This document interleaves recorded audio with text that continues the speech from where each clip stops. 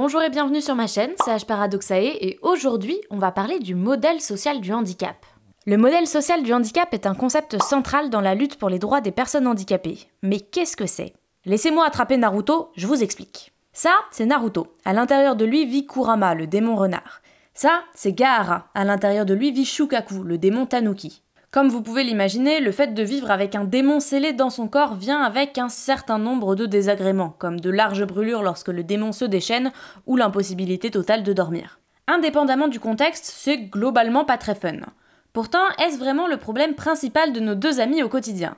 Pas vraiment. La raison pour laquelle ils pleurent, ici et aussi là, c'est, je cite, la solitude et la souffrance qu'elle apporte, et plus globalement l'isolement et la violence sociale. Au début du manga, Naruto et encore plus Gaara sont tous les deux traités en paria dans leurs villages respectifs, exclus de la vie sociale, exclus de l'accès à l'espace public, victimes de violences verbales et physiques, bref, vous voyez le concept. Non seulement cet isolement et ces violences sont bien plus que leur situation de réceptacle au cœur de leur souffrance, mais c'est aussi elles qui les empêchent de se réaliser en tant qu'être humain. À un certain point, l'attitude des autres et de leur village change vis-à-vis d'eux. Pour Naruto, ce processus commence lorsqu'il est accepté par Iruka, puis par Kakashi, et pour Gaara quand il est accepté par Naruto. Pour Naruto, c'est dans le même temps que son entourage s'attelle à lui fournir des outils pour apprendre à vivre avec le démon renard. Son entraînement avec Jiraiya, le Mokuton de Yamato, son entraînement avec Killer Bee et Gyuki, puis sa rencontre avec les autres bijus. La présence de Kurama et Shukaku est inchangée, et pour une bonne partie du manga, la destruction et la souffrance qu'ils engendrent dans le corps de Naruto et Gaara aussi. Entre le moment où Naruto se fait harceler devant l'académie et virer des magasins à coups de pied, et le moment où tout le village l'acclame comme son héros,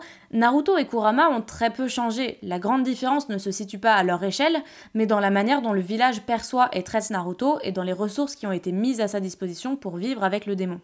Entre l'époque où ses propres frères et sœurs ont peur de lui et le moment où il devient le représentant de son village, Gaara a effectivement changé, mais ce changement n'a pu être possible qu'après que Naruto ait montré de l'empathie envers lui. Tout le monde le traitait comme un cas désespéré au point que tenter activement de le tuer était perçu comme la seule solution de cohabitation entre lui et le reste de la société. Et pourtant, il n'a suffi que de quelques mots de Naruto pour renverser complètement ce rapport de force. Seulement, il s'agit de mots que personne dans son village n'avait daigné faire l'effort de croire et de dire. Au final, si la difficulté et la violence de vivre avec un démon est réelle, ce qui est déterminant dans la qualité de vie et la survie des réceptacles, c'est avant tout la place qui leur est accordée dans leur village et à quel point la société dans laquelle ils vivent s'attelle à les intégrer et à leur donner les ressources nécessaires pour s'épanouir avec leurs conditions. Et le modèle social du handicap, c'est exactement ça. Il s'agit d'affirmer que oui, le handicap est en partie une condition individuelle qui crée des difficultés et des souffrances indépendamment du contexte dans lequel on le vit, mais aussi, et souvent bien plus, une situation sociale dans laquelle on est mis par l'exclusion, le refus des droits fondamentaux